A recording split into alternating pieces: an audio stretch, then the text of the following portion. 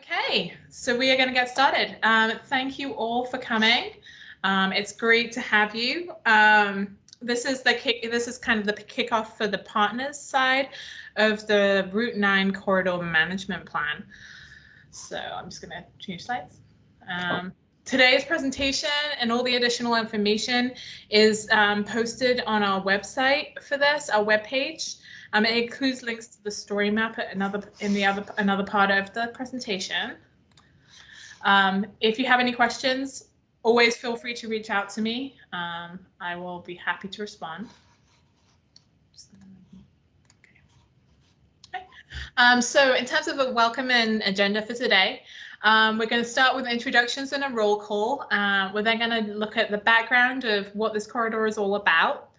And then we're going to look at what the goals for this meeting. Why are we meeting together? Why is it this combination of people? And why are we meeting now within the process? Then we're going to talk about the Route 9 paving project, which goes from Wilmington to Brattleboro, because that's a really important feedback loop responding to last October's meeting.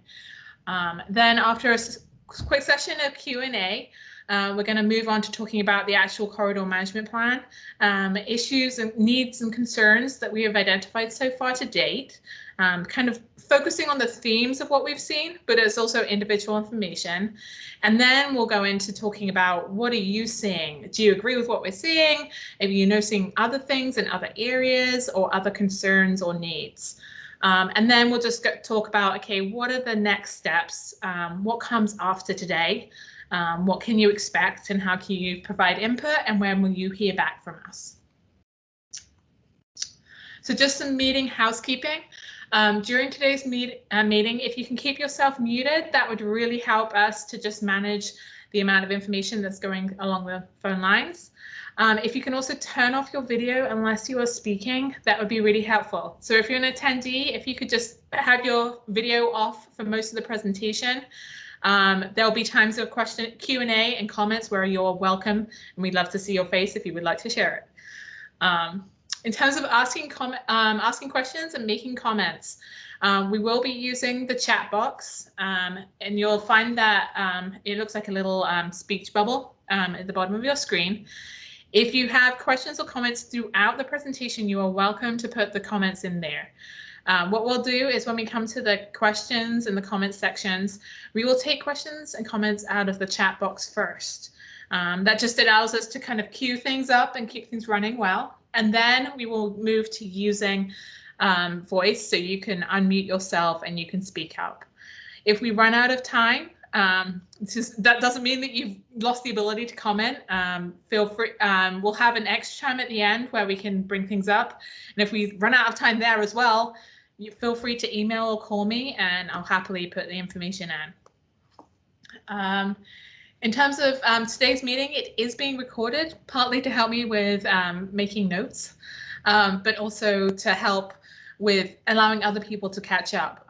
We plan to share a good amount of information in this meeting, so it'd be good to have this online so that people can find out what was discussed, what was shared, and catch up. If at any point you have any technical difficulties, it happens to all of us. If you can't fix it on your own, feel free to reach out to Amy Bell from VTrans. Her information is on the screen right now, and she will help you to get connected. She knows some good ways to get people back in. If you cannot hear properly, try phoning in using your actual phone. There's the phone number in the invitation. If you cannot see the screen, let us know and we can share any information. Okay. So in terms of meeting housekeeping, on the screen right now, you should be able to see a little kind of dialogue which shows you where things are on your screen. I know that a lot of you are not very familiar with Teams as a tool. It's what we mainly use at VTrans right now. You'll have the presentation in the middle of your screen, and then you have the video, you have a bar at the bottom of the presentation, and that's where you have the video, the mute, the raise hand, and the chat function. And if you click on them, if you click on the chat, it will come up on the right-hand side. If you click on participants, it will also come up in the right-hand side. And if you ever want to hang up and leave the meeting, we'll be sorry to see you go, but that's just use the little red box. And to submit a question, you just click the little thing which looks like a paper airplane after you've written in the information. So we are going to sometimes use a quick poll, probably not very often, but just in case we need it, I want to have that ability. So on your screen right now, you have a hand. It looks like a hand which is going like this.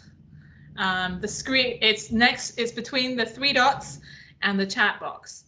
What I'd like you to do is just try raising your hand. And so if everyone raises their hand, and so all you need to do is click on it. Great. This is good. And then if you click it again, that will lower it.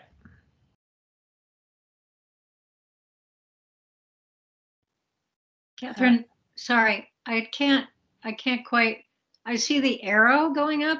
There's the microphone, the arrow, the 3 dots, and then the chat box. Where is it? It says only meeting organizers. Catherine, this is Amy. It's the click on the 3 dots, Molly. Yeah. And then about 1, 2, 3, 5 down on the pull down list that comes up.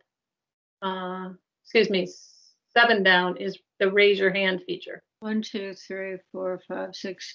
It says turn off incoming video. Stop recording, keypad, show background effects, enter full screen, show meeting details, show device settings. Doesn't have it on it, huh? Anyway. Are you on a Mac? Yes, I am. Okay. Maybe that's why. Perhaps it might be. Sorry. Okay. Well, I'll put anything comments in the chat box. Perfect. Okay. That would be great. Sorry about that, Molly. Yeah, that's all right. Just. So we're just going. Jim, could you lower your hand, Jim Sullivan, unless you do need to say something.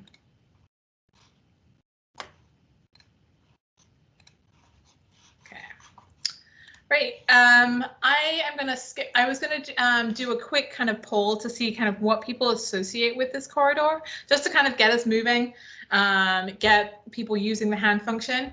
So what I want you to do is when I say a name, if you associate, when I say the words which are on the screen, so snow, steep grades, cycling, if you can just raise the hand and I'll say, okay, I've counted everyone, and then you can lower it. And it'll be a really good way to find out what you think are the really big things that you really associate with this corridor. Okay, so do you associate snow with this corridor? Raise your hand if you agree. Okay, I have 15 people. If you can all lower your hand, that would be great.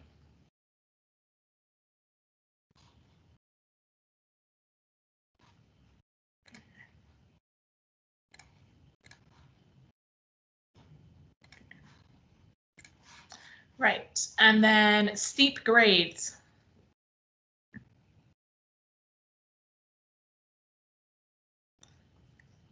Ooh, 13, 14, we can't seem to decide.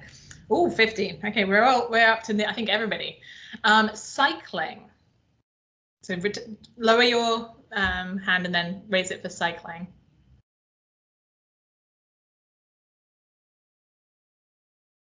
Ooh, that's not as many. Just 4 people. Okay, lower your hands. Scenic.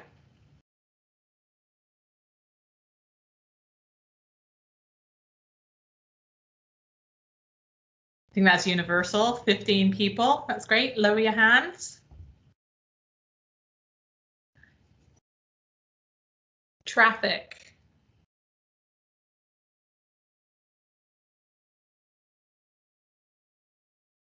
Okay, 10 people. Lower your hands. Wildlife.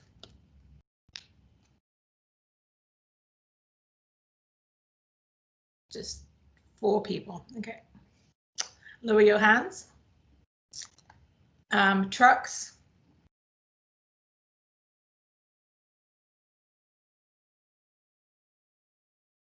That seems to be universal too. 15. Now lower your hands. And then flooding.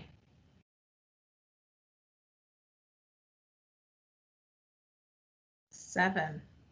That's good to know.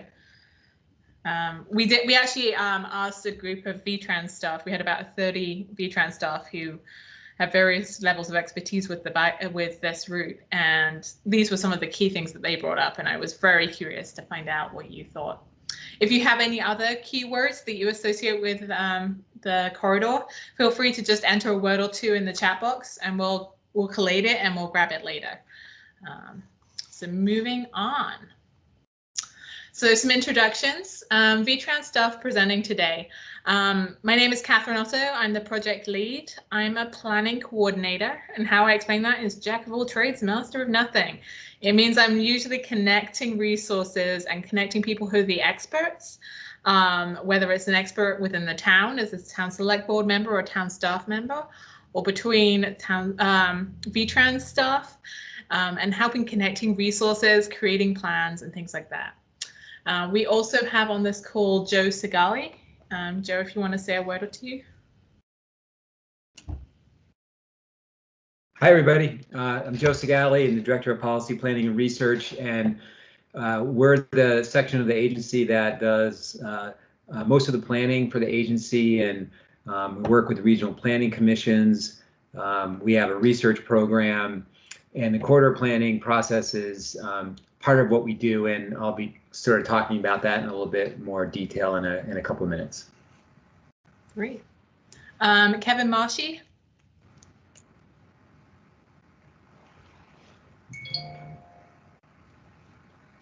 Hello, everyone. Kevin Marshy. I work in the Asset Management Bureau of the agency, doing budget programming and corridor management activities, and I too will have speak a little bit later in the presentation. And then Matt. Hi, Matt Pogacik. I'm a project manager in the pavement design section under highway safety and design. So I manage long linear paving type projects ranging from pretty minor interstate surf projects up to reclamation projects, which we'll get into here shortly. And then we have Amy Bell providing roll call and the technical support. So Amy, could you read off who was in attendance today, just to help us know who's on the call? Sure. Aside from those who've already introduced themselves representing VTrans, we also have Summer Bakosi, James Bluen, Sarah Moulton, Chris Taft from the district, and Rob Faley from the District Transportation Administrator. And then from the regional planning commissions, we have Mark Anders from Bennington County Regional Commission, and Jim Sullivan as well, and Chris Campany and Jeff Nugent from Wyndham Regional Commission. We have Representative Molly Burke, Brian Austin from the Green Mountain National Forest.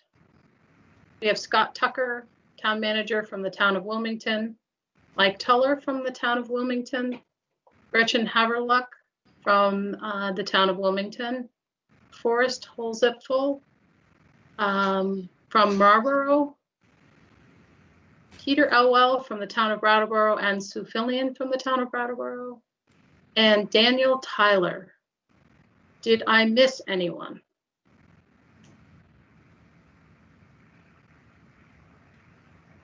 Great. Great, thank you. Okay. So moving on to some background. I'm going to pass it over to Joe Segali, who's going to explain a little bit more. Okay, so I want to start with what the vision is in our long-range transportation plan and our strategic plan for the transportation system in Vermont, and it's for a safe, reliable, multimodal transportation system that grows the economy, is affordable to use and affordable to operate, and serves vulnerable populations. And some of you might recognize that last part, those last 3 points, as part of the governor's 3 priorities. And so that's, it's about really using the transportation system to try to achieve those priorities. But the system itself is reliable, multimodal. And so when we're doing corridor planning, this is really the vision we're trying to achieve in each corridor. We used to do corridor plans and kind of develop a separate vision for each location, but really, most of the vision statements ended up like this anyway. So we're just starting with this as, what we're trying to achieve throughout the state. And I think those pictures kind of show that it really is kind of happening everywhere. So this is about doing it maybe in a little bit more deliberate way when we start thinking about the Route 9 corridor. Next slide, please.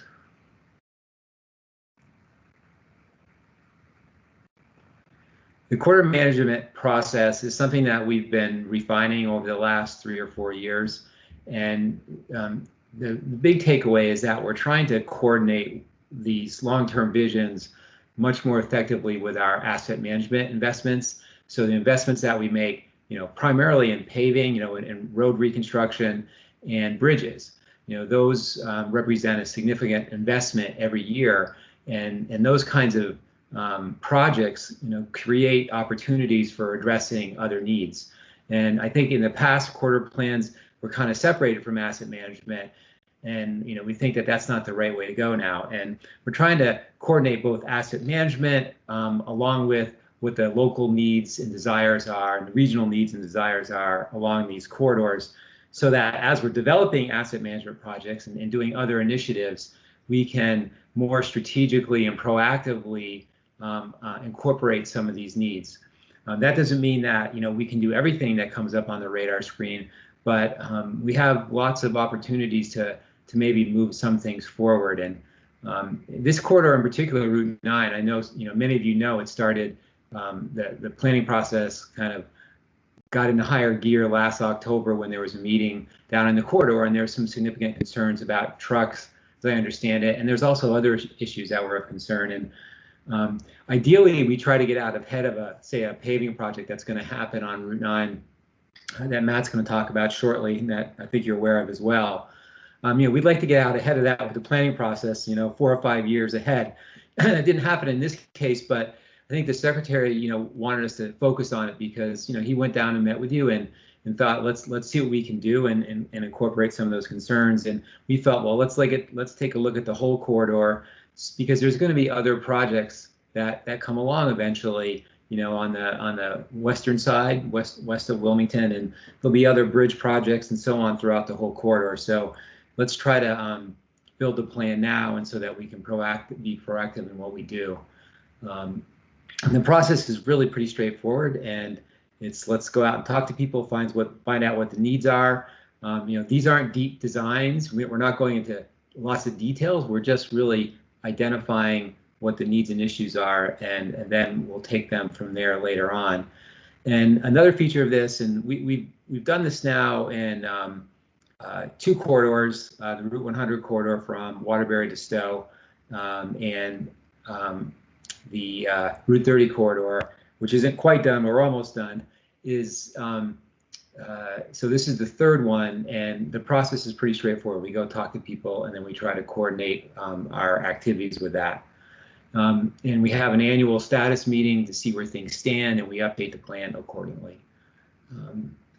So I think I might have hit all those bullets. Kevin, did you want to add something? Sure. Thank you, Joe. I think I would just add, to build on that. Obviously, this corridor planning is important as we start to lay out projects and understand some of the more important corridors within the state. And we see this building off this process for other corridors as we move forward. One of the things that I guess where I would add is, for a lot of years, VTrans, if you have a paving project or a bridge project or a culvert project, we've been kind of focused, maybe to some degree, and at sometimes maybe too much on that particular project and not zooming out and doing the big picture look like we're doing here today with Route 9. And we're really trying to in my mind, there's 2 pieces to what we're doing here on Route 9 and other corridors. And it's awareness and conscious decision making. And Joe, alluded to that as well.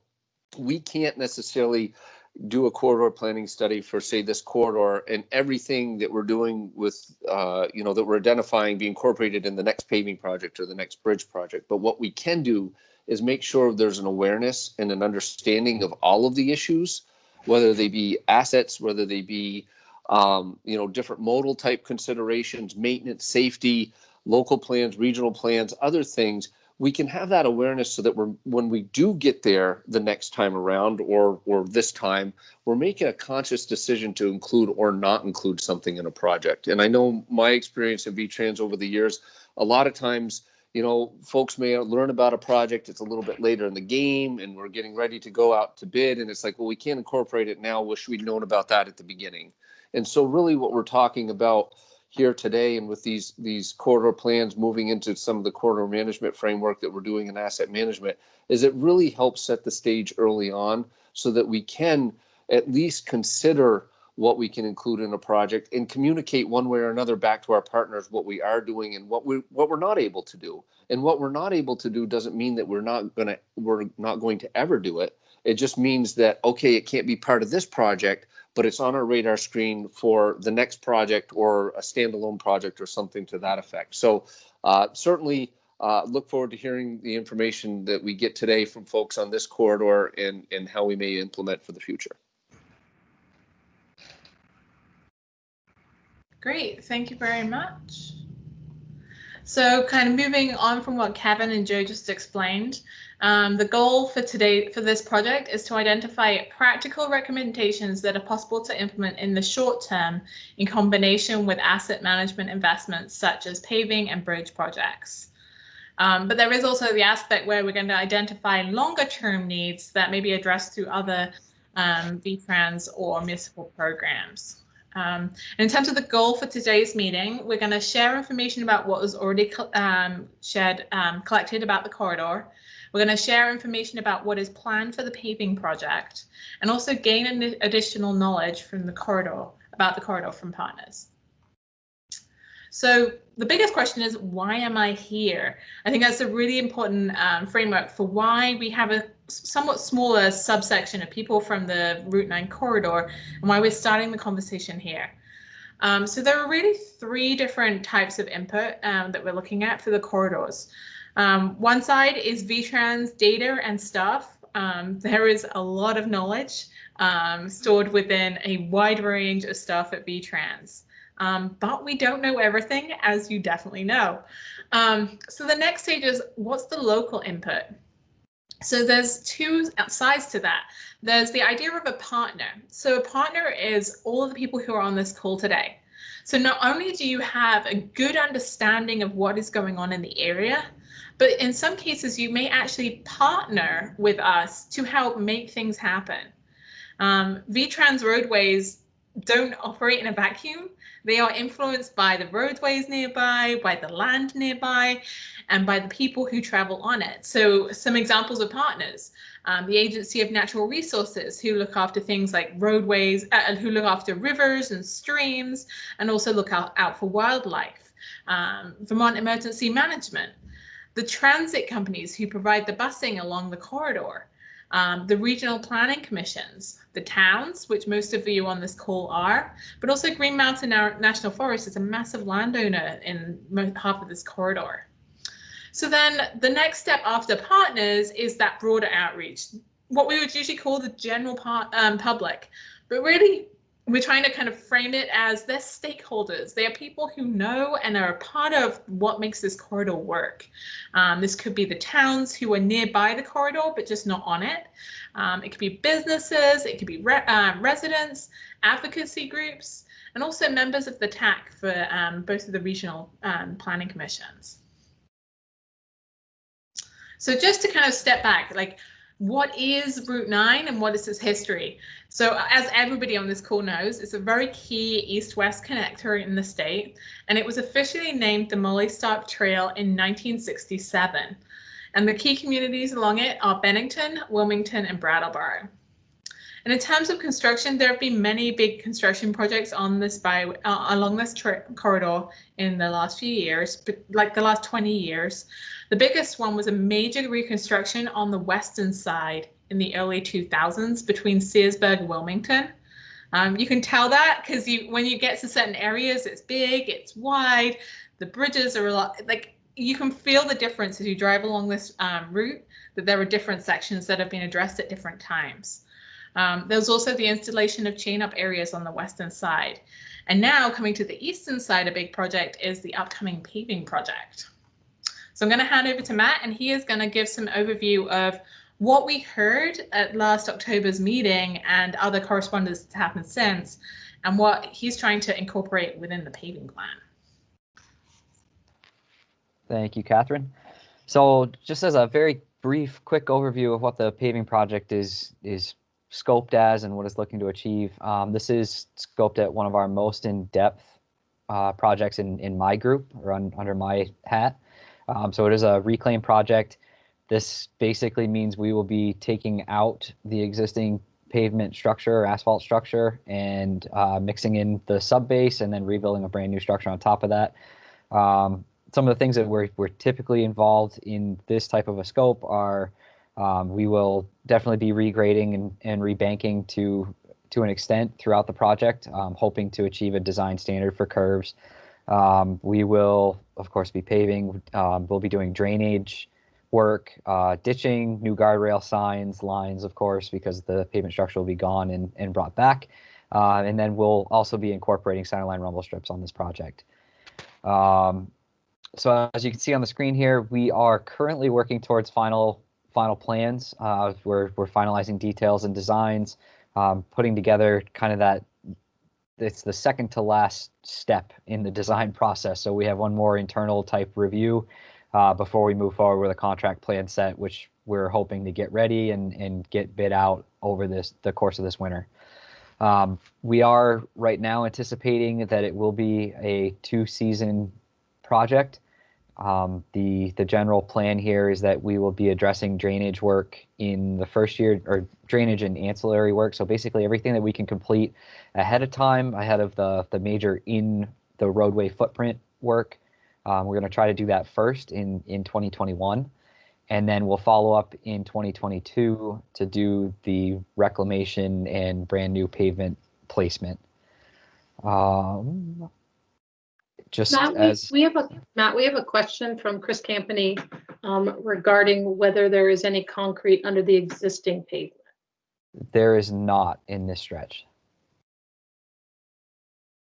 And then finally, just for a kind of a picture of what you can expect at the end of this project, we are shooting for roughly a 5-foot shoulder throughout the corridor. We're trying to keep it as consistent as possible.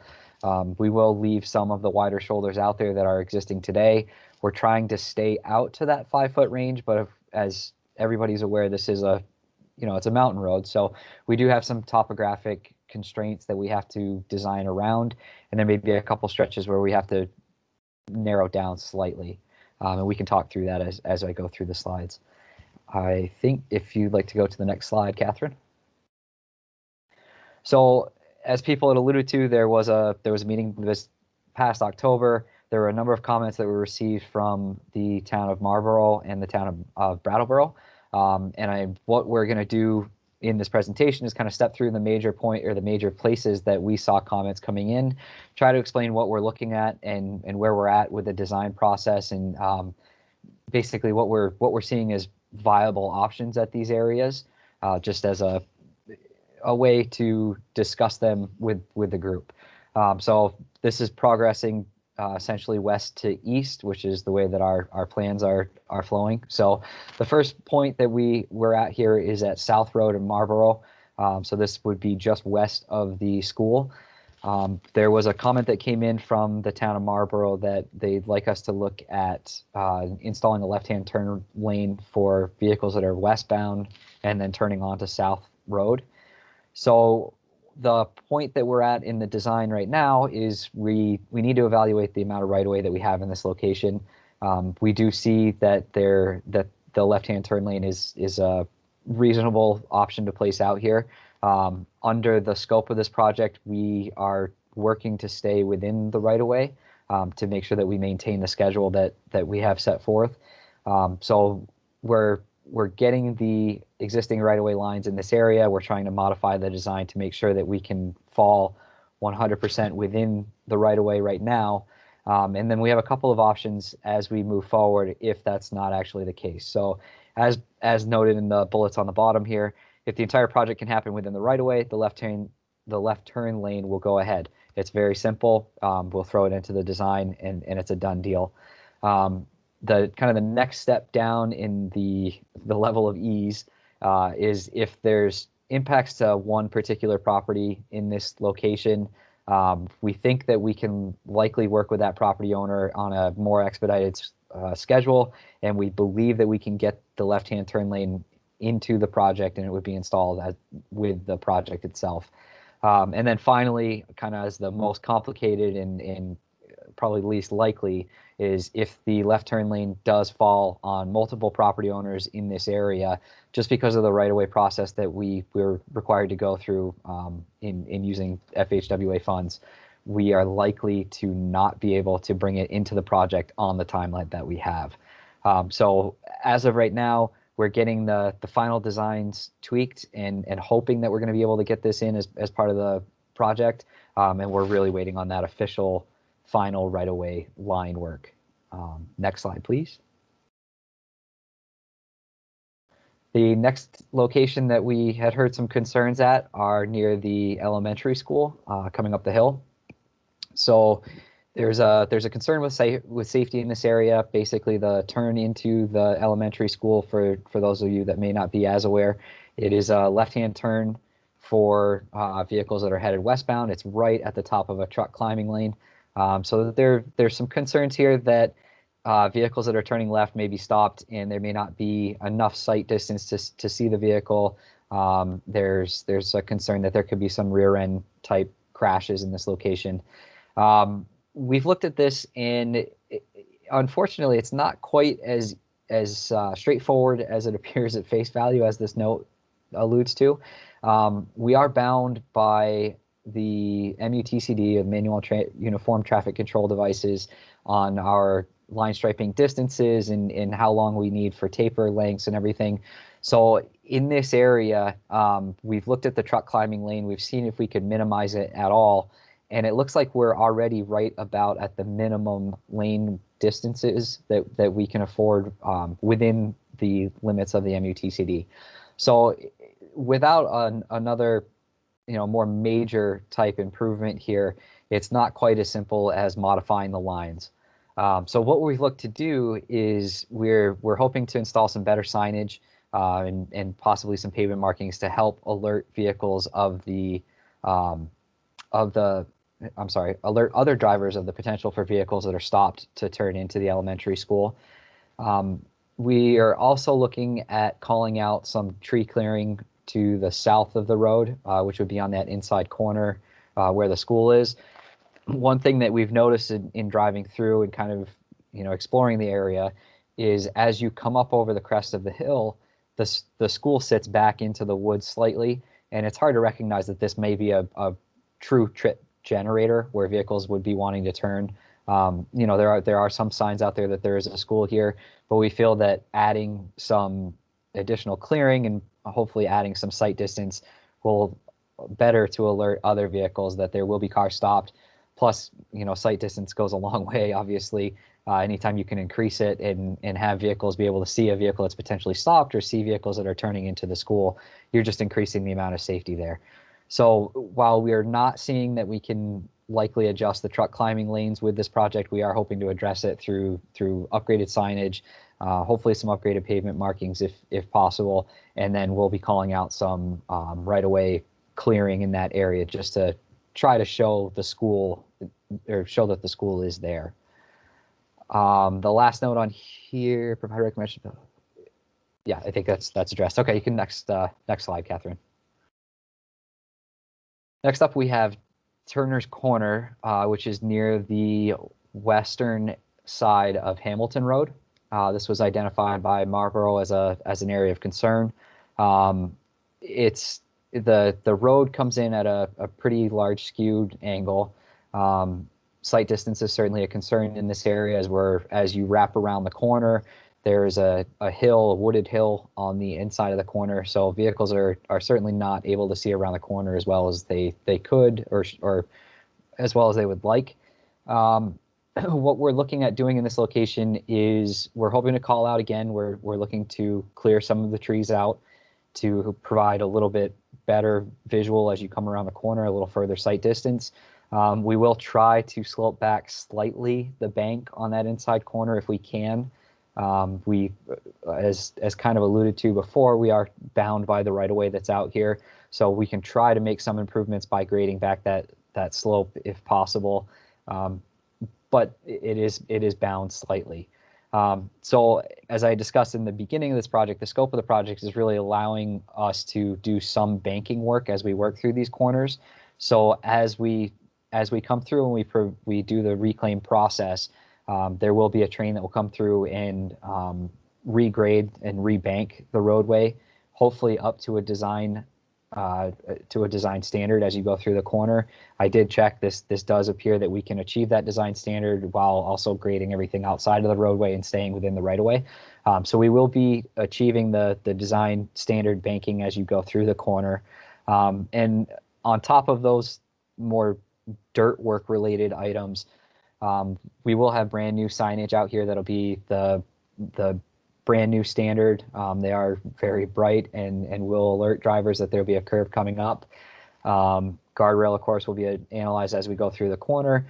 And then in this area, we're also planning to install centerline rumble strips, which does help to provide an additional visual to drivers as they navigate through a corner. So through the combination of the dirt work and the new line striping, the centerline rumble strips, and the new signage, we feel like we're going to provide some pretty large or pretty substantial safety improvements in this area. One thing to note that's a possibility for the future, and it doesn't necessarily deal with specifically the corner, but it is a safety concern that we've recognized, is Hamilton's intersection with the corner. Obviously, it's coming in at a large skew. It's not the greatest location, and having that skew angle, it's causing drivers to look back over their shoulder to head westbound on Route 9. And with the limited sight distance there, as you're driving westbound on Route 9, you could be encountering a vehicle that's entering the road quickly.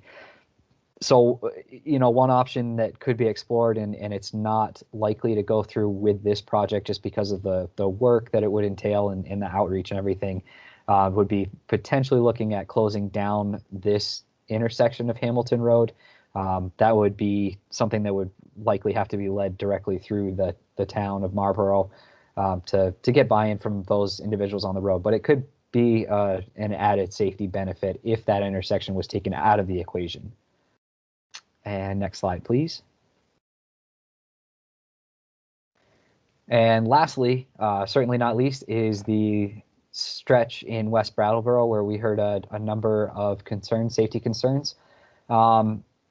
As bulleted down through here, I can run through these really quickly and kind of discuss where we're at with the plans and what we're looking to involve. So that there is a speed limit change recommendation that is going through the VTrans Traffic Committee. I am not part of that decision making. The piece that I can provide with the paving project is essentially whatever the traffic committee decides. The project will either install the signs if it lines up timing wise, or we will plan to leave whatever's out there for whatever the speed limit may change to.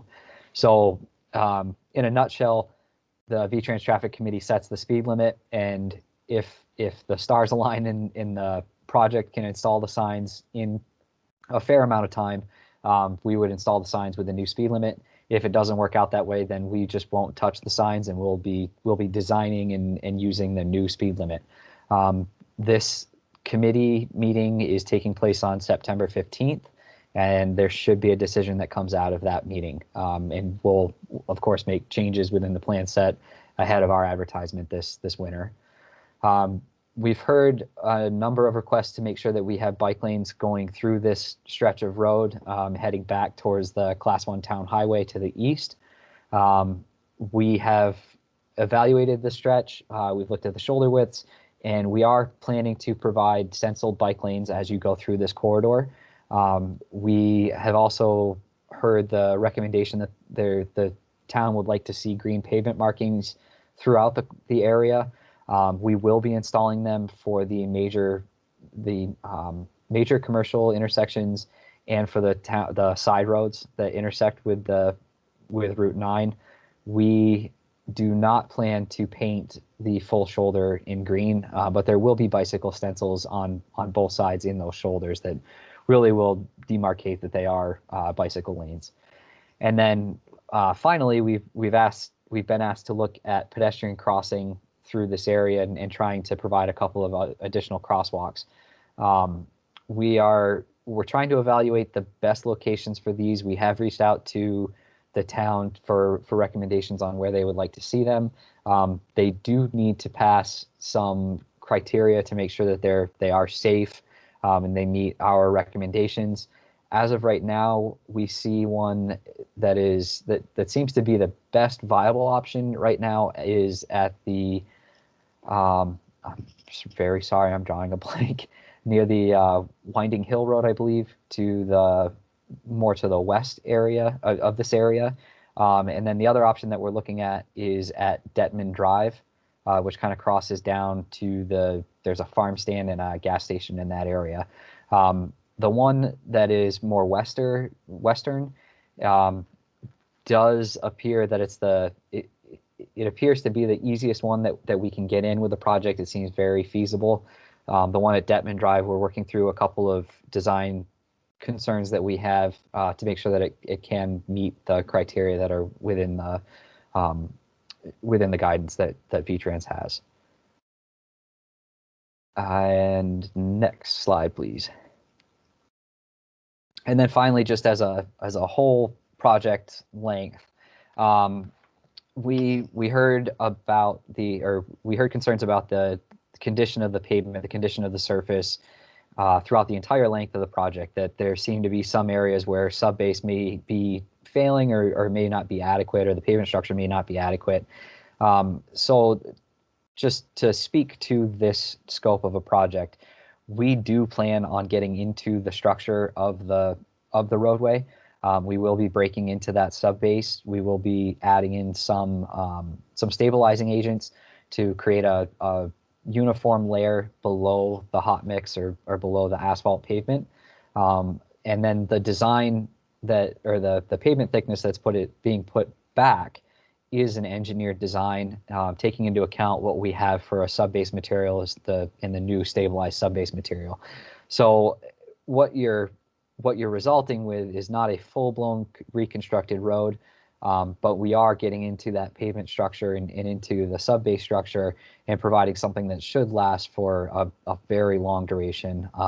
Where it's a step below a full-blown reconstruction, and it allows us to get out there a little bit faster than that reconstruction does, but it provides a fairly similar benefit to a reconstruction. In addition, biking is a note through the corridor. We've certainly heard that we do want to make sure that this facility is usable by bicyclists and comfortably usable by bicyclists. As I noted in the beginning, we are planning to stick with a rather consistent 5-foot shoulder throughout the project area at a minimum, though there are some areas where we have to neck down slightly.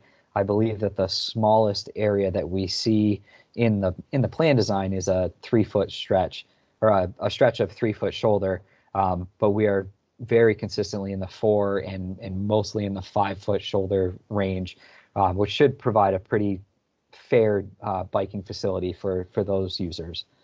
And then finally, as I alluded to a couple times in the past, we will be looking at the banking as you go through the corridor.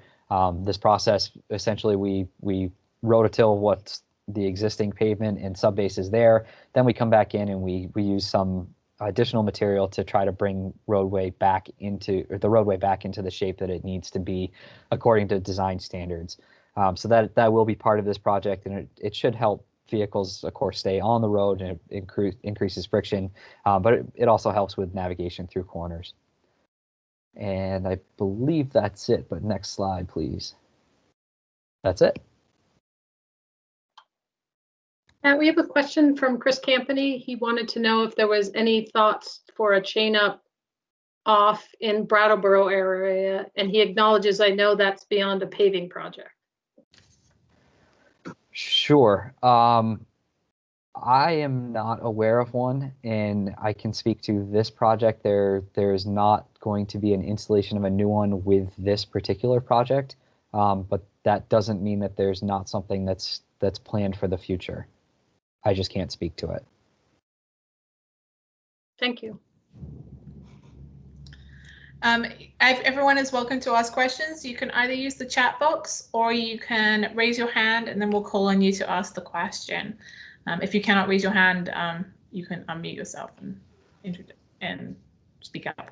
So, and if today you come up with other questions about what we presented afterwards, after what we've finished the presentation, feel free to reach out to Matt. He will be happy to answer your questions. Amy will be speaking up with the chat box questions. So Molly Burke has a question. It's great to think about wide shoulders, but my concern and concern of many is the speed of trucks. What about traffic calming to address that? Sure. So that's a great question.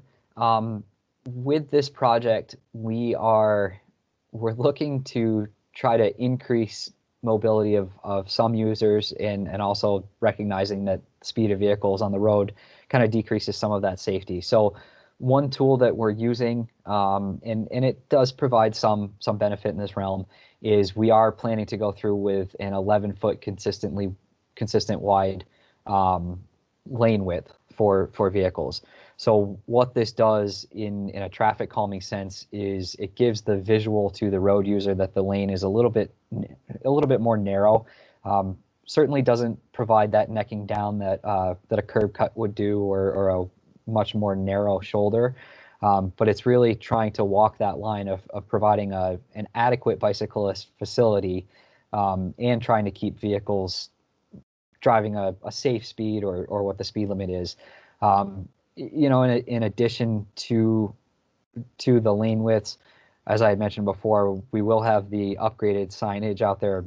I say upgraded, it's the new signage according to the MUTCD, which does have a requirement for retroreflectivity, so they will be bright. So the signage will be out there, and in conjunction with the lane widths, that's kind of what we're looking at with this project. Once you get down into that West Brattleboro area, as you're leading into the Class 1 segment, the bicyclist facility on the road, there will be, of course, the stenciled bike lanes, and we do have, I believe we have a small buffer area in there as well. So that just further tries to narrow down that lane width as you're traveling through the corridor. So again, it's walking that line of trying to have a safe facility for bicyclists as they travel through here, but also trying to keep speeds down for the rest of the road users.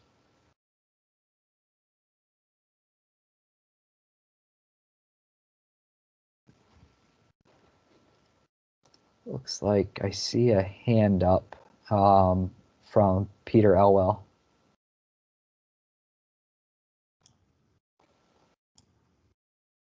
Hi, I'm Peter Elwell. I'm the town manager in Brattleboro.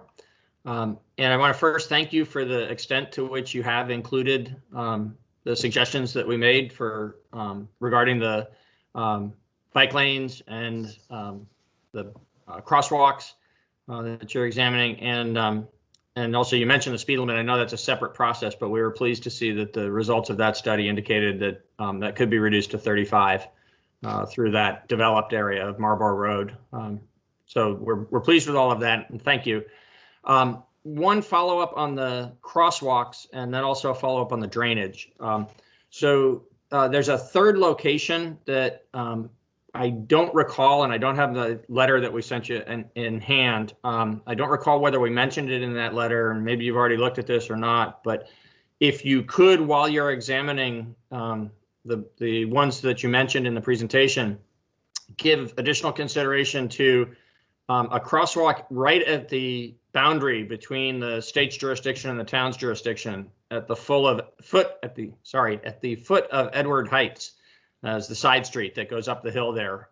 That's a town road. There's a lot of families in that area, a lot of kids that come down that hill and then cross the road and go further out west to access what's out there in the commercial area.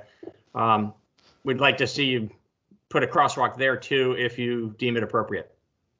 Sure, I appreciate the suggestion, and we can certainly take a look at it and see if we can manage or see if it meets the criteria that we would need to meet. We'll have to take a look. Great, thank you. And then on the drainage, you mentioned that there's some sub-base work and other drainage related work that's going to go on basically throughout the whole project, but not in this portion of the relatively more flat section of Marlborough Road as it comes into Brattleboro. Could you explain why and yeah, absolutely. Yep. So we recognize that there's a pretty clear difference in the type of road from the more mountainous area out as you're west of this this stretch by Sunset Road. Sunset Lake Road. Yeah. Sunset Lake Road. Sorry. Thank you. Sure. So one of the challenges that we have with the reclaim is kind of the constructability piece of it. As you start to enter something that appears more like a Class 1 town highway or a downtown type facility, you start to bring in more in-road infrastructure or direct edge of pavement infrastructure. Mm-hmm. In this stretch of area, we noticed that there is quite a few complications that we would be running into with the reclaim process, and since we saw these difficulties with the reclaim process, we elected to stop the reclaim to the western edge of that stretch, and basically transition up to do a mill and fill. We've looked at the pavement condition down through here, and while it's certainly deteriorated, we feel that a mill and fill through this stretch is likely to be the appropriate treatment that's going to last for quite a while. And then because of that difference in roadway treatment, we tighten up some of the additional things that we can do through the stretch.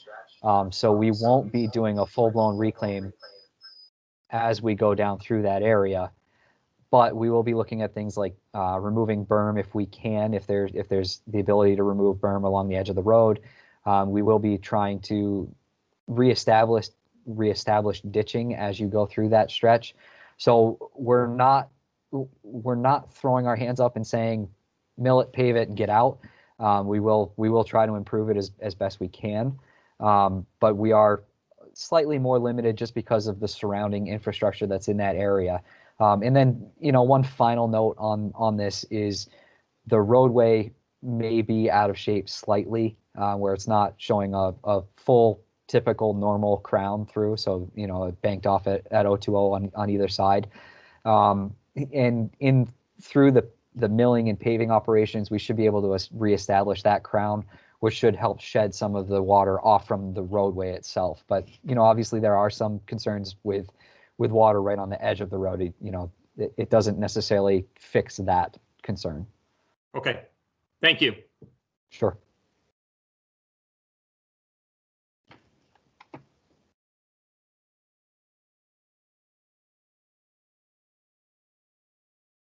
I'm looking into the chat box here, and I see a question from Forrest. Will traffic calming at the Hogback Overlook Zone be a part of the plan?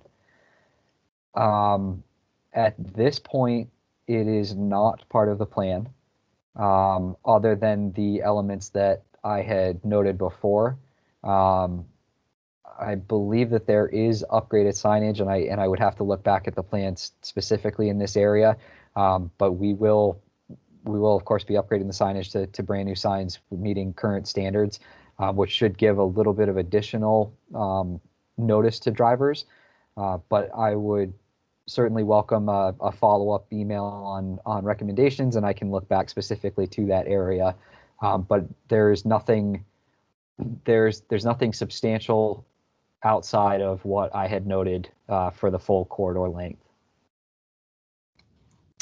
And Forrest, just as a follow-up to that, just because it's not included in the paving project doesn't mean that it's not really important to include in the corridor management plan. That's a really good example of something which kind of expands beyond what's possible probably in this paving plan, but has been identified by multiple people, including the towns in previous discussions, and it just needs a little bit more work and to understand the scope of what needs to be done, what could be done find the funding, and get everything lined up. So it's a perfect example of what needs to fit into what should be included in the corridor management plan. So thanks for raising it. So I think we have quite time for one more question or comment. And if there aren't any, we'll move on. Brian Roberts, I believe you just put your hand up. Yes, Brian Roberts from B-Trans. I'm just wondering, was there any conversation during this reclaim and through the West Brattleboro about the opposing left turning lanes by the diner on the west side of that? Sure. So I'm assuming you mean right near the Chelsea Royal Diner? Correct. Yep. So we were notified of the desire to try to put in a two-way left turn lane in that area, basically converting what is a single left-hand turn lane or a single direction left-hand turn lane back into a two-way left-hand turn lane. We have looked at this from a feasibility of the topography through the area. We've looked at it from the traffic volume realm and really through the eyes of safety in this area. We on the design side feel that this would be a great improvement, or would be a safe improvement to the area. It is currently not shown in the plan set, as there's kind of an additional step that needs to be taken in for this particular item. The left-hand turn lane in that area is bound by an Act 250 permit. So we have to go through the process of alerting Act 250, essentially requesting a change to that permit to allow for the two-way left-hand turn lane in that area. Again, we will be providing the documentation kind of through the safety lens, as it is truly a safety improvement as you pull vehicles out of the travel lane and into their own dedicated left-hand turn. There is an improvement to safety. There are a couple crashes in the area that were identified that could potentially have not occurred, or if there were a trend of them, essentially they could be alleviated likely through the installation of the two-way left-hand turn lane. So the conversations with Act 250 they'll be negotiated in the upcoming weeks. I believe that this will be something that will be able to be installed, just based on the conversations that I've had preliminarily. But we are certainly investigating it, and it does look favorable that it will be part of the project. But again, it really is falling back on Act 250 to make that final decision, and we will be bound by what they say. So we're trying, and I think it's pretty positive, but we are trying certainly for that element. Perfect. Thank you. Sure. Okay, at this point, I think we're going to move on. But as a reminder, you can email Matt at any point to provide additional comments, or if you have any other questions.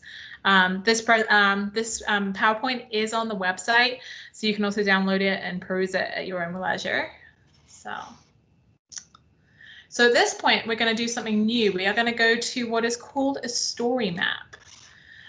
So a story map is an interesting concept. It's the idea of having interactive maps as well as a presentation all in one. It looks a bit like a website, but also functions a bit like a presentation. So we're going to do that, which means that you'll be able to easily explore this information afterwards in your own time. So here is our story map. So with a story map, the main thing is you just scroll down the page, just like a website.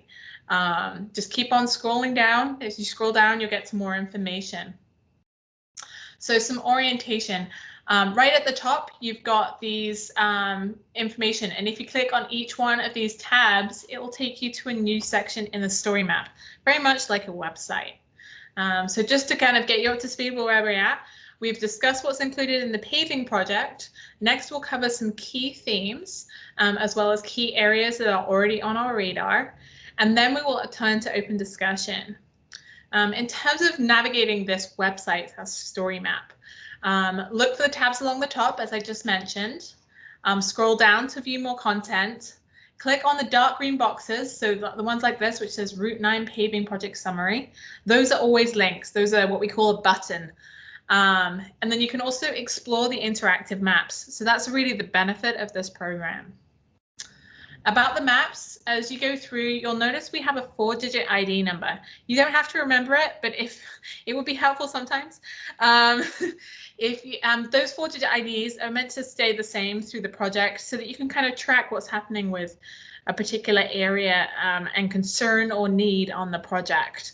I went through and have included all the information I heard before, as well as information from the general public, from yourselves, as well as from VTrans staff. We're at 65 points in the database already.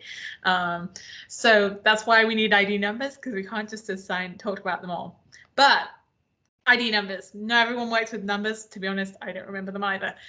But local names and ways you refer to it are really important. So I know that you've got Turner's Corner and you've got other local names. Please let me know what they are. It's really important that we know that we're talking about the same place, and we may not, as VTrans staff, be always aware of how you talk about certain areas. So please do let me know if there are other names I should refer to things by.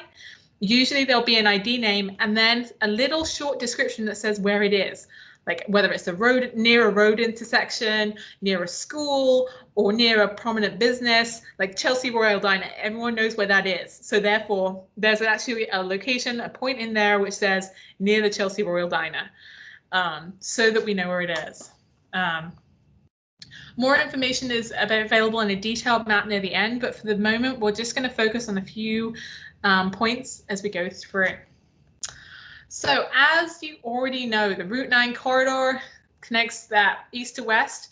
In this corridor map plan, we're focusing from 279 in Bennington right the way through to I-91 in Brattleboro. We're focusing on the state roads and infrastructure, but we are including a small section of that Class 1 in Brattleboro just because the traffic still flows through there. It just keeps on going. So that's what made it logical. So out of the 45 miles that comprise of the entire corridor, we're just focusing on 37, which is still a long corridor. That's 6 towns, 37 miles, and a lot of information. What we have for the maps, just to give you a brief orientation, throughout the presentation, town boundaries will be in these dashed marks. Sometimes I'll fill those in with orange so you can see the towns which are part of this. Sometimes I will not because I just need the extra colors. There's also a dotted line which shows about a half-mile buffer around the corridor just to keep you oriented. Which area are we focusing on?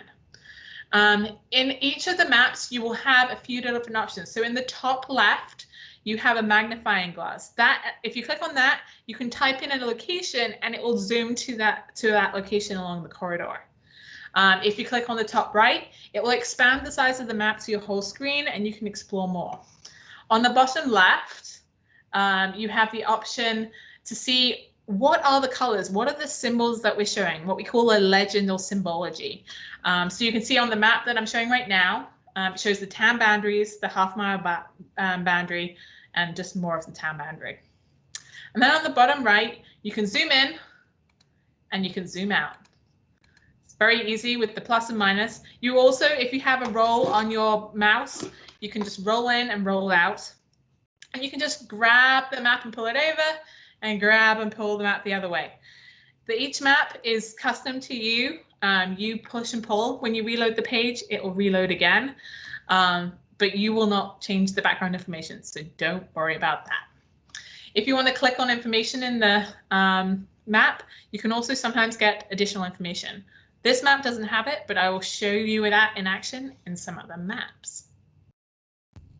So, first and most importantly, what are the planned projects for this corridor? We've got the paving project coming up, and we've also got the replacement of a big culvert in Searsburg. Right now it's a culvert, but it's going to be a much larger bridge when it's done. That culvert, that project is actually seeking to accommodate wildlife crossing. So this was a case when they started designing and then they realized this is really important for large animals to actually cross the road safely. And so the size of the project actually got a lot bigger Took a bit longer to get into the project books, but it's going to be a much better project for the future. In case you have not already looked at vTransparency, I totally recommend looking at vTransparency. They have a map which shows all of the projects, and you can just click on the project, and it gives information about where it's going from and to, when they're hoping to pave it, and a lot of other information, and which towns it goes through. It also tells you who's the project manager, as in who to contact if you have questions. So obviously I just clicked on the paving project, it highlighted it in turquoise, and it tells you that Matt is the project manager. It also has a link. If you click on the view the website, it'll take you to a fact sheet, which is really good information. It has a picture, it has what we're trying to do, what the expected construction framework is. That website is a really good place. The fact sheets I definitely recommend. So that's what we've got for planned projects, which are coming up in the next few years, like 3-4 years-ish. So now we're going to look at key themes. Traffic is a big concern along this corridor, particularly ski traffic. So looking at the traffic along here, we can see the dark purple is the highest traffic, as you would expect in the Brattleboro area.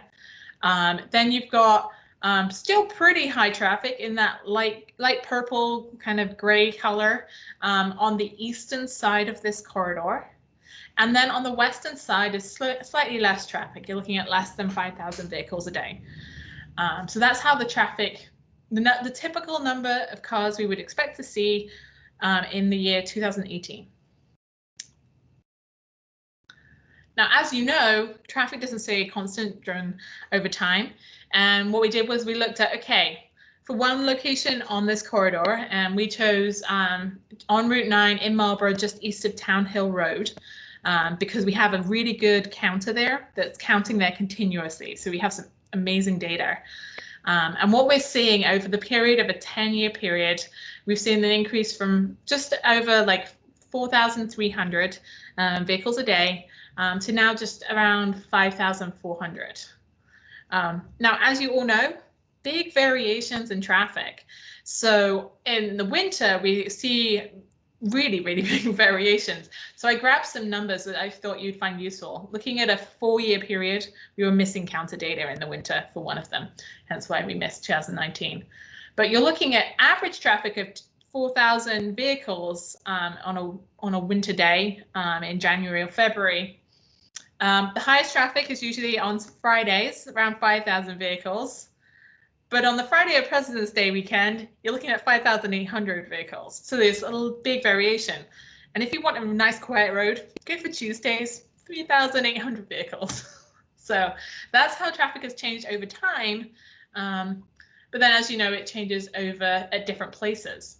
So as the corridor, as I mentioned, like the west side is very different from the east, but also as you come through your villages and your downtowns, you have a lot more internal circulation. So you have cars which are doing shorter trips or coming through because they've come off one road and they're hoping to connect through. Like if they've come off 100 South and then they come through Wilmington and then go on to 100 North. But they're obviously not traveling through the rest of Marlborough and things like that. So as you would expect, West Brattleboro and downtown Wilmington have a lot higher traffic than the other more rural parts of this corridor. And also there's variations in truck traffic between 300 and 900 vehicles per day, depending on which part. So some of these, you can tell the fact that there's 300 vehicles per day in some sections and 900 in others, that means that not all of the trucks are going from one end of the corridor to the other. So there's also internal circulation moving inside.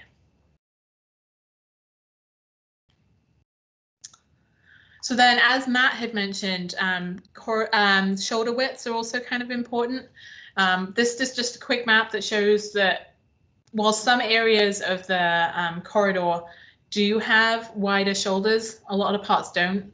So as he mentioned, for the eastern side, he's trying to increase it to a good standard width.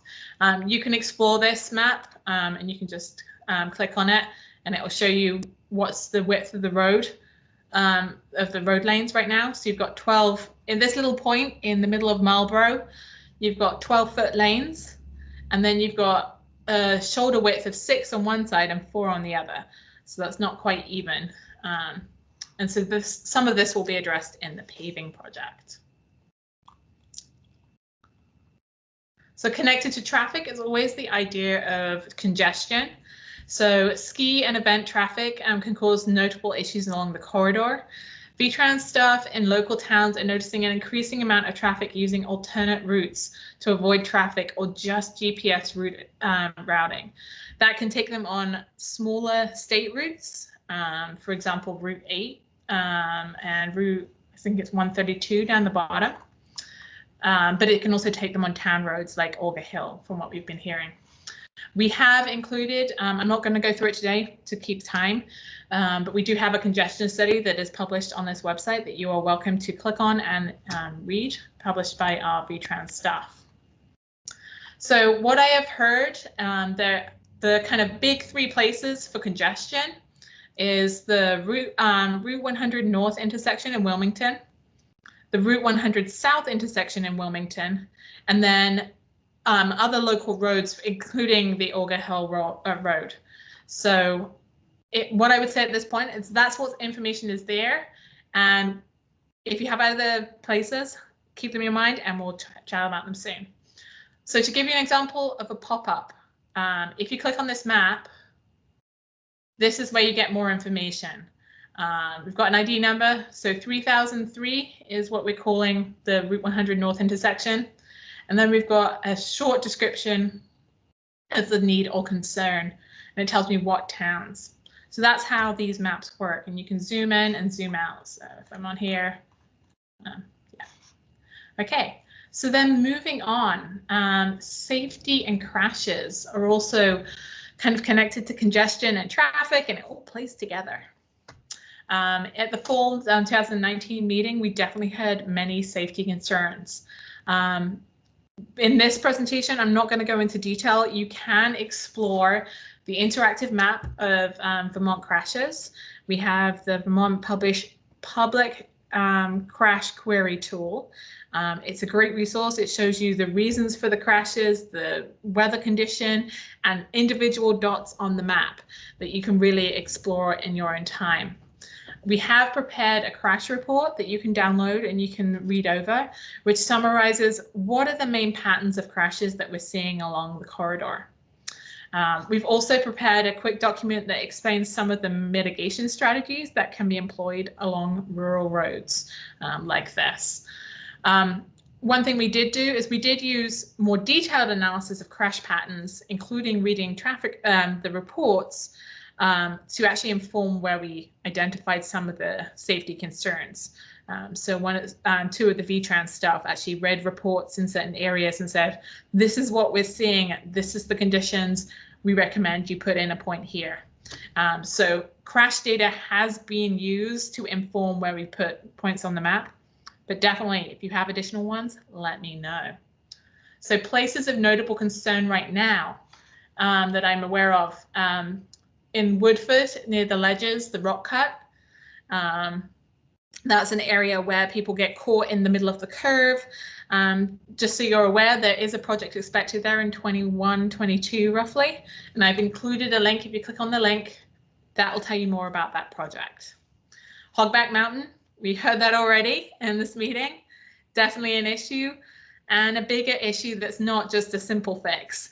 So that's why it definitely belongs in this plan. Other places, Turner's Corner. We're going to be addressing hopefully a good amount of stuff in the paving project, but we might need to do more. So we want to make sure it's identified. Hopefully we can just say, check, done, sorted, but that's not always the case.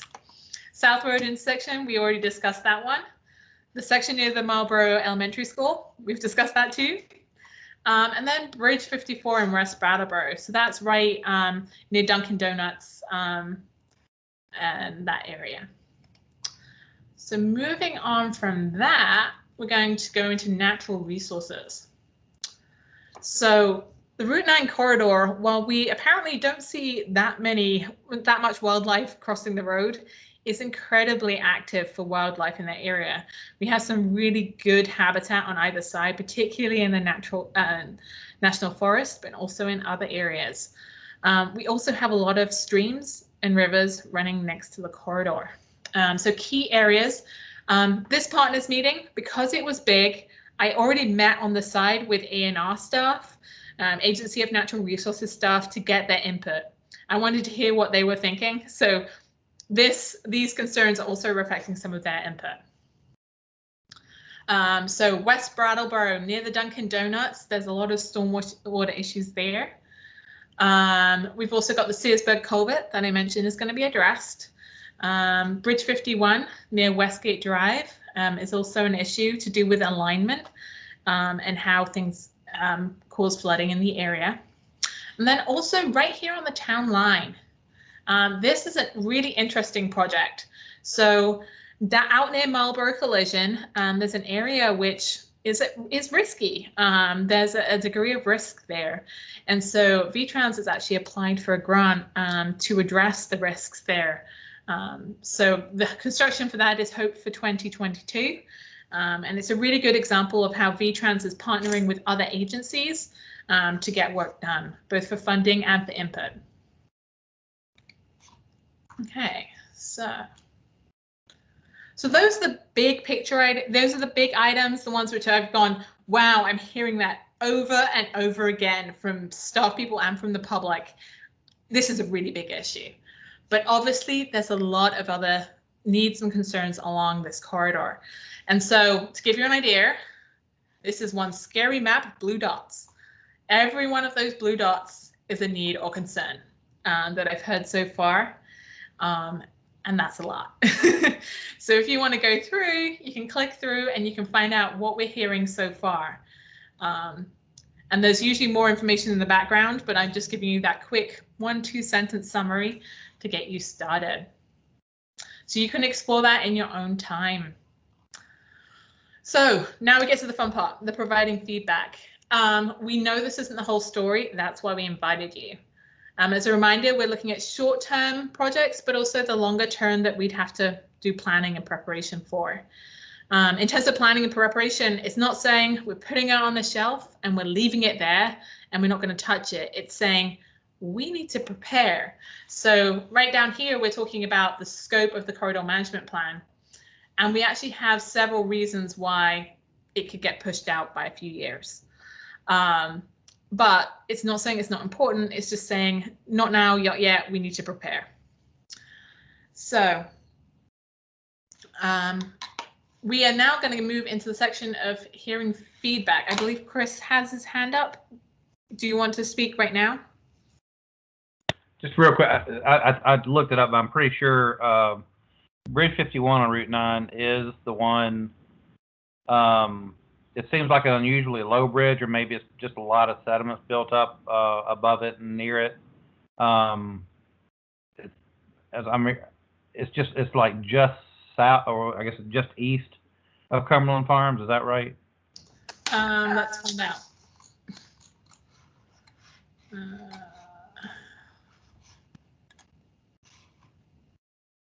It's, I think,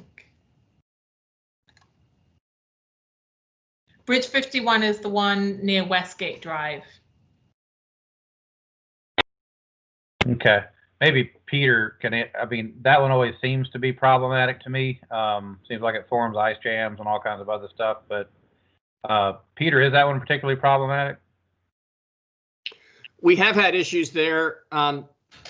I defer to folks who've been in town longer. Unfortunately, Steve Barrett's not on the in this meeting, but maybe Dan Tyler could speak to it, or Sue Fillion. My recollection is that after Irene, there was some work done that improved that situation. Probably didn't actually solve it, but I have not seen the problem in the 6 years I've been here that has been described to me as chronic in the past. Catherine, this is Joe. Can you zoom in on that? Because I can't tell, is that within the Class 1 town highway section, or no? No. Yeah, it's in the VTrans section. It's in the VTrans section. It's just before. So yeah, Edward Heights down here is where the transition happens. Yeah. Can you zoom in a little bit more, because yeah, as you get closer and closer, yeah, that so that location, actually, you can see how the river as it comes downstream, left to right, basically. And it sort of makes this, it's like heading almost for the road embankment, and then it, has to make a sharp right. It actually runs along the road embankment and then kind of goes left underneath the bridge. And so that's one of the sites that we're addressing as part of the FEMA pre-disaster mitigation grant. So there's going to be some work there to some realignment and armoring of the channel to direct the flow more efficiently underneath the bridge. Good. There we go. Okay. Thank you, Joe, for speaking up about that. And that was also something that ANR raised as an issue.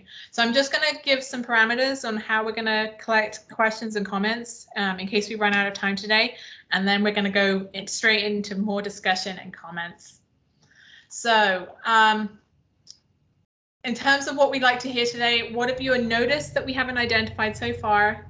Do you have any ideas for solutions? And also, if you're aware of any partnership opportunities, whether it is we can work together, or there are funding opportunities, or things that can help us to make this project move. And just as a reminder, VTrans is not the entire solution. So Joe just mentioned that FEMA pre-disaster mitigation fund project, and that's going to identify 4 places along the corridor which will be addressed. So it's really good to make progress on this. So you are actually the first testing people, but not really a tester. You get the first privilege of using our new map feedback tool, our public comment tool. So what I'm going to do is show you here. It's right here. So this is embedded in the story map. Just click OK to go in. And every time you click on a purple dot, you'll get additional information on the left. So I had a kind of more basic map up top. This one's really useful because this is how you can provide input. So to give an example, I know there is a site here on the intersection of Route 8 with Route 9. So Mike Tuller had contacted me a few days ago and said, hey, this is a really big issue. And I said, good to know. And so what I did was I said, okay, here is a site. And then I said, I want to comment on an identified need. So I clicked on the button and I submitted the information. And so now you can see Mike Tuller's comment down here on an existing location. So that's a really good way to say, I agree, I don't agree, there's complexity, let me tell you about it. And we'll walk through some of those. And then you can also submit a new need or concern with the other button. And that will result in these little black dots. So that's how we'll get new places in the locations. So this is actually a location identified by Jim Sullivan, who had sent me an email a few months ago and said, I'm really concerned about this. And I was like, this fits in here. So that's why that's there. So at this point, I'm going to open to questions. I'm actually going to use this tool a few times so you can see it in action. And then I'm just going to switch to writing down your comments. Your comments are still important and I'll still get them in there. It's just not during the context of the meeting. I can handwrite faster than I can type. So Amy, can you help me to prioritize who speaks and take things out of the comments box, please? Yeah, I think Chris Campany has his hand up. Okay, Chris. Hey, so I'm wondering if it would be possible, Wyndham Regional is involved in doing a major habitat connectivity project. It's the Wyndham Connectivity Collaborative, and we're participating or engaged in discussions with the Staying Connected initiative. This isn't. I'm wondering if it's possible for the state to partner with, and state I mean broadly, but VTrans and ANR, to partner with Green Mountain National Forest to actually maybe have pull-offs and kiosks on either side, on the western side and the eastern side, that would actually tell the story of the greens and where they fit in terms of habitat connectivity for the entire kind of northern Appalachian region, from the Tug Hill Plateau up to the Gaspe Peninsula, and and frankly even further south. what I'm thinking is if we could actually tell that story, it may not necessarily result in people slowing down and paying more attention, but if people realize what a major corridor, wildlife corridor they're actually transecting there, it might just raise some awareness and potentially result in some fewer, automobile animal interactions. But just a thought. I will add that into the pile. That sounds like a good one. So, okay, Jim Silver. Hey, what Chris's comment just brought something a little bit related to mind about, when he's talking about pull-offs and information. And I wasn't actually going to talk about this today, but it's worth mentioning.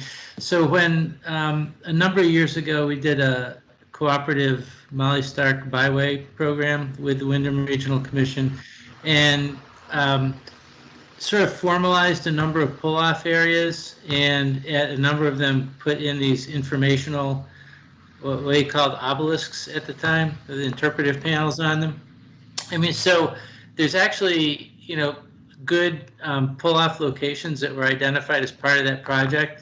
There are currently really deteriorated or missing obelisks along there. That's certainly not VTrans' responsibility, but I think they're a little bit of a problem and a bit of a distraction for people. So point one is there's some good pull-offs that have been identified. Point two is there's some obelisks that probably should be removed. There's old byway stuff.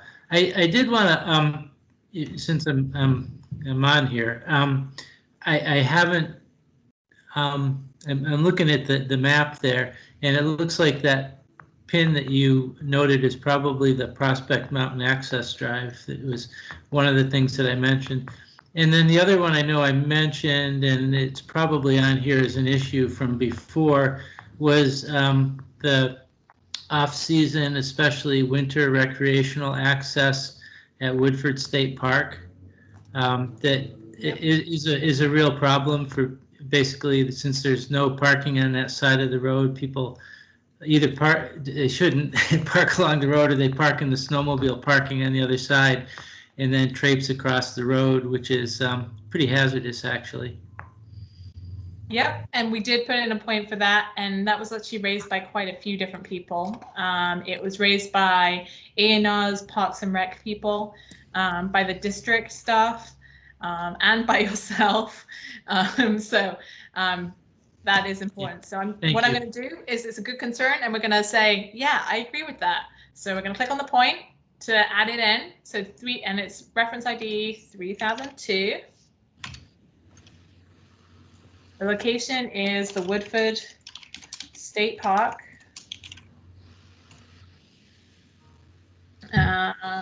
Really is an issue with parking during the winter. And you can obviously write a lot more than I'm going to write right now, Jim. Yeah, I think, and people might point out that there's parking because there's parking in the snowmobile parking area, but there's not parking on the correct side of the road for snowshoers and skiers, and it gets a lot of use for that. So it's almost more of a pedestrian crossing issue, unless the parking is actually created on the other side of the road.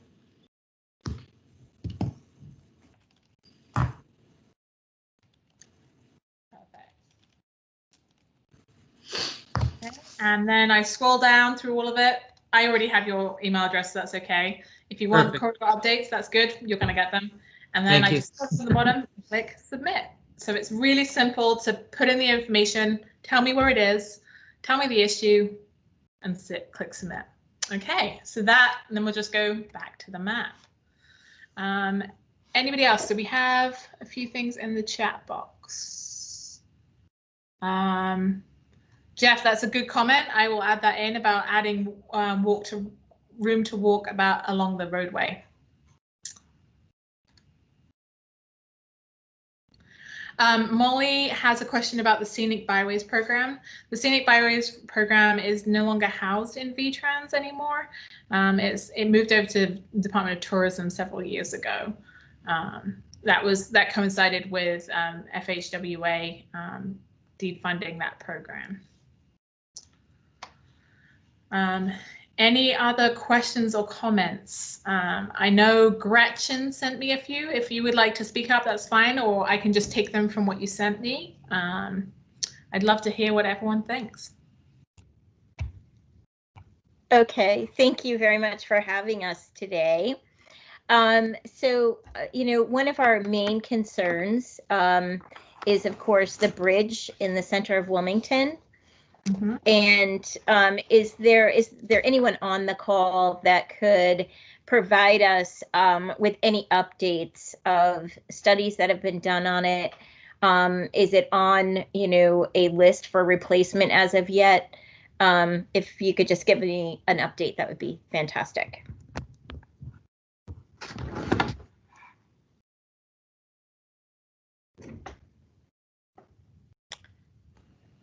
Okay, I guess that's a no. We do know it's an issue, and we don't have all the experts on bridges in the room. Okay. What I'd say is I will record it as a concern. We know it's a concern both for traffic width in terms of crossing it, congestion, turn lanes, and for stream width for the water flowing underneath it. So several different aspects to that. Yeah, you know, there's drainage issues there, and there's drainage issues all along in the center of Wilmington that really probably should be looked at and addressed. Yeah, the last time that there was any, you know, work done on that bridge, the town of Wilmington actually paid to have those, to have that completed. So that is, you know, a concern to us. And it was a safety issue where cement had eroded and children were able to fit like in between, you know, the bridge pieces and could have fallen into the river. And that's why we paid for it. So, you know, that's really number one priority. And again, I would really like to see something happen with drainage.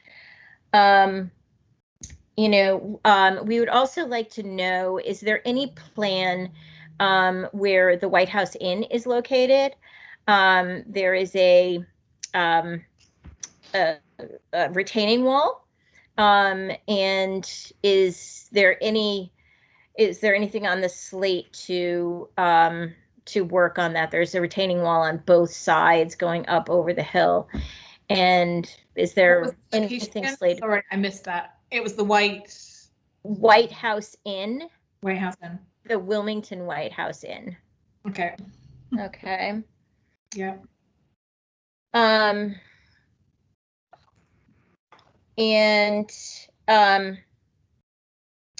you know, and I don't think that this has anything to do with here. I know that I had sent you this list, and I think that there was quite a few things that were really not about the corridor.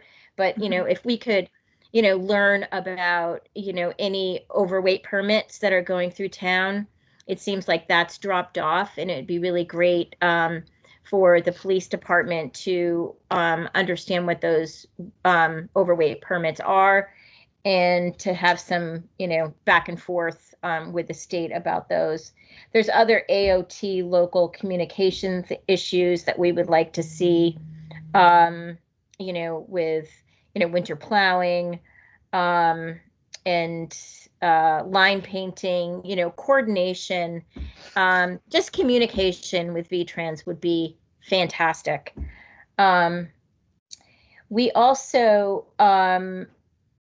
and let's see, drainage issues, summer maintenance, ROWs, you know, I think, you know, but in places the road has moved, and the state has kept their right of way even from where it's moved. So like out by the Oxbow, I think is one example. And it's really difficult to work within those right of ways because they're so large that we can't put a picnic table or we can't put a kiosk, and we're maintaining it and we're, you know, mowing it. You know, is there anything in, you know, the pipeline that's going to look at new right-of-ways in these areas. I think another one is where. Can I ask a question for that? For that issue, it sounds like the Oxbow. I'm not sure exactly which one. If you could email me and tell me which locations you're specifically thinking about, that might help channel the conversation, because a very general conversation about right-of-way tends to not get a good discussion. Whereas if you say these are the top 3 places that I would love to see a discussion, we could try and facilitate that discussion. So I think like that would be really helpful if you could just email those to me. Okay. Yeah. All right. And then, we just wanted to give you an update on, what projects that we have. So we actually have a VTrans alternative grant for East Main Street sidewalks. And that's going like from Beaver Street, this is the north side, down to the bridge by the Viking Motel. And that construction will hopefully start early next spring. It was supposed to be completed this year. However, that's not happening because of delays within the state. The other and we are going to be doing a wastewater in the first part of the project, a new wastewater line.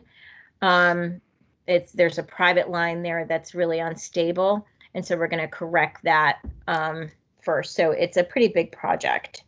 And then the other piece is that we are working on an extension of water and wastewater out on Route 9, which would go from the bottom of the Wilmington White House Inn up and over to Baloo Hill Road and out 100 to the health center.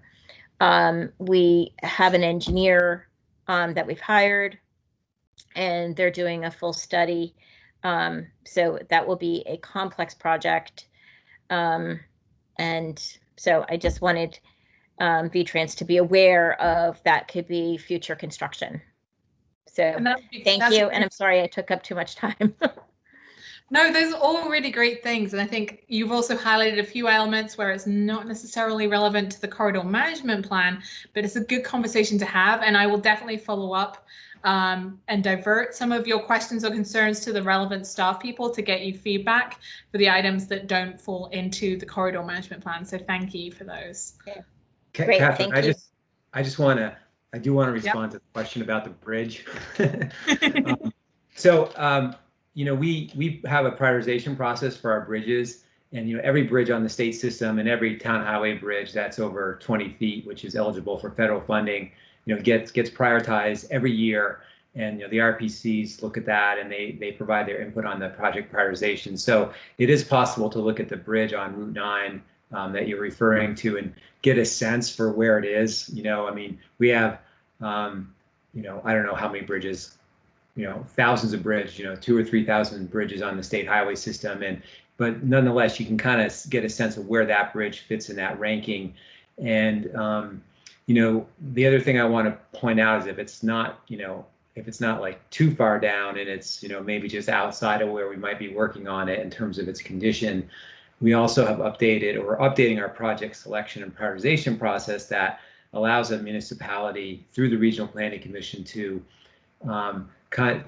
suggest that these asset management projects like a bridge could maybe move forward if it has other benefits, like at that location when you think about, like you pointed out, the flood resilience, and there's congestion issues, and there's all sorts of other issues that maybe are in addition to its just basic, functional and structural conditions. So I just wanted to point that out. And again, that's the point of the corridor planning process, is to get those issues on the table. So when that bridge actually does come up for reconstruction, which it will eventually do, then hopefully we can address all those other issues. So it's not a question of if, it's really a question of when.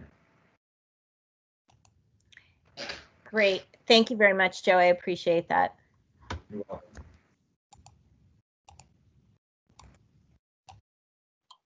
Catherine, you have 2 hands up. You have Peter Elwell, and I lost the second person here.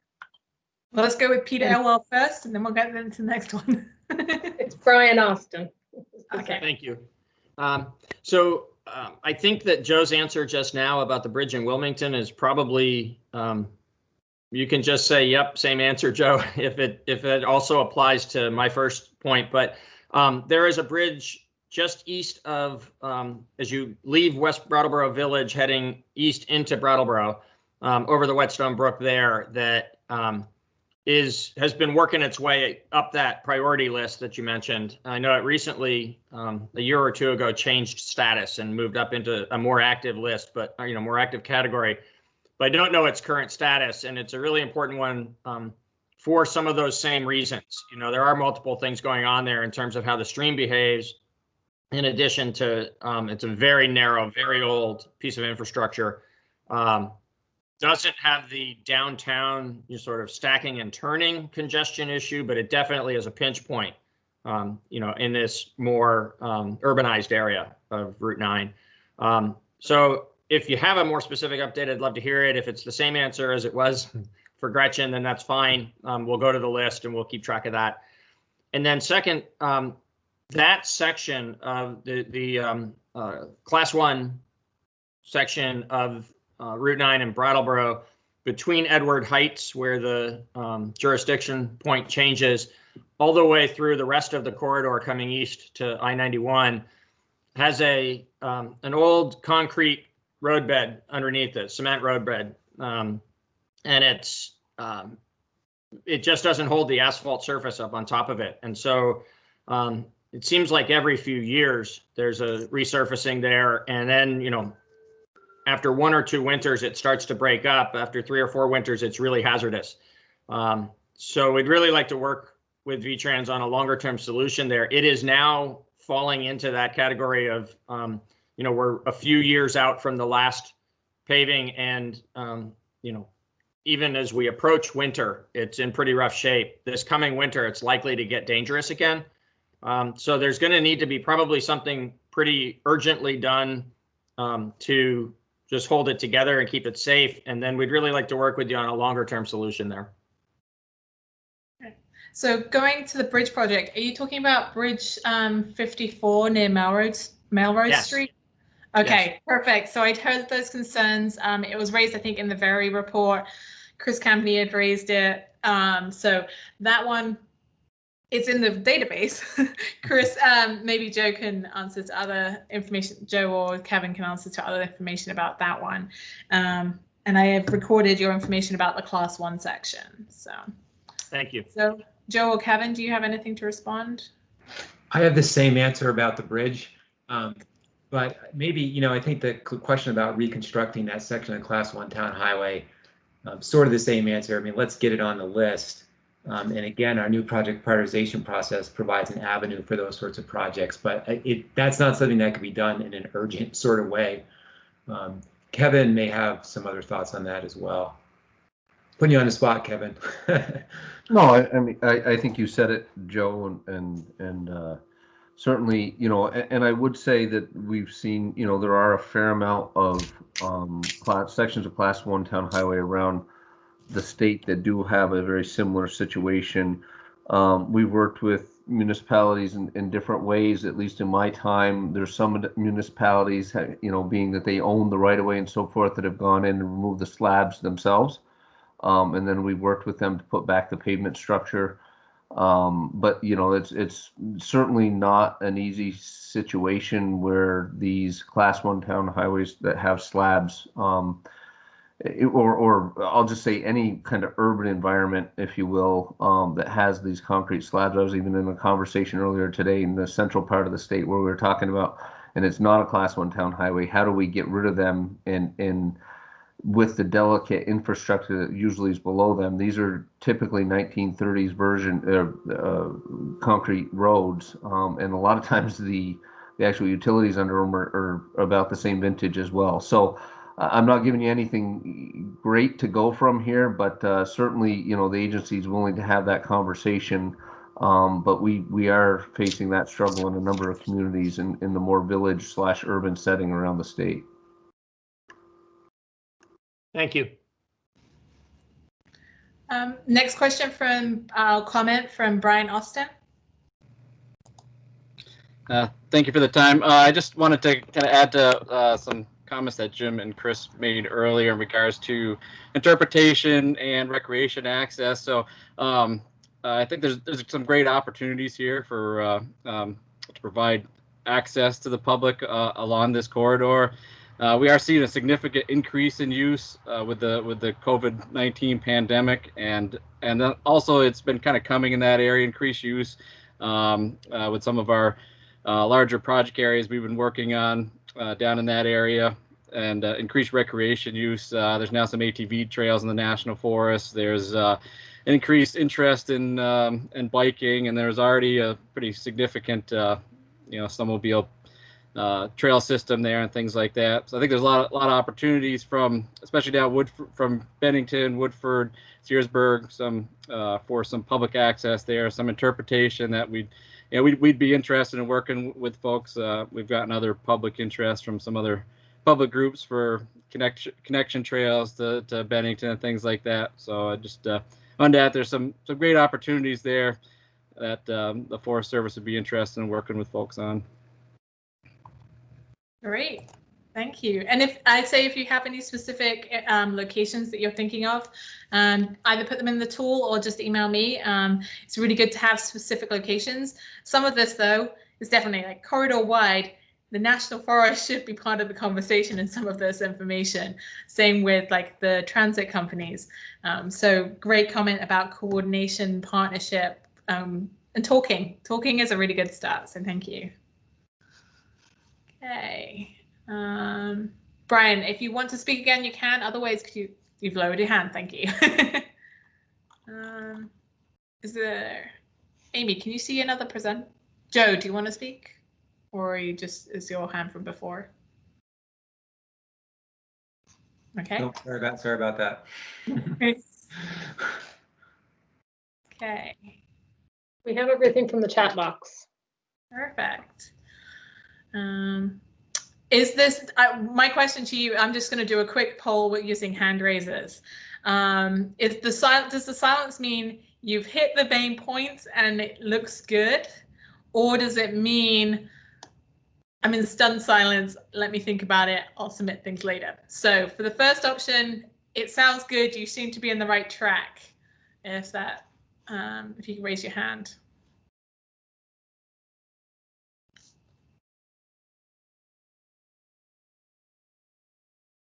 Okay, about 9 people. Great. Oh, 10. Okay, we'll go with 10. Okay, if you can lower your hand. Stunned silence. I need to think about this a bit more, which is very valid.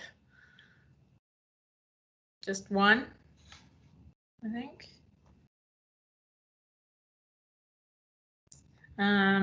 If you haven't spoken up, and there's another reason, my brain is failing me right now. Feel free to speak up.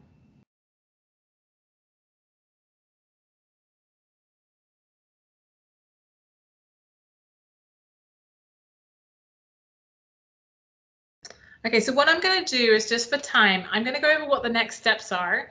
But then after we've done the next steps, you are free to leave if you would like, or if you think of something else, you can either speak up, or you can email me later, or submit it by the tool. So we've got some options. So we'll do next steps, and then we can come back to questions and comments. So next steps, we're going to be using the project website, which was shared in the email, and I'll share it again in a follow-up email. I will periodically send out emails as things come up.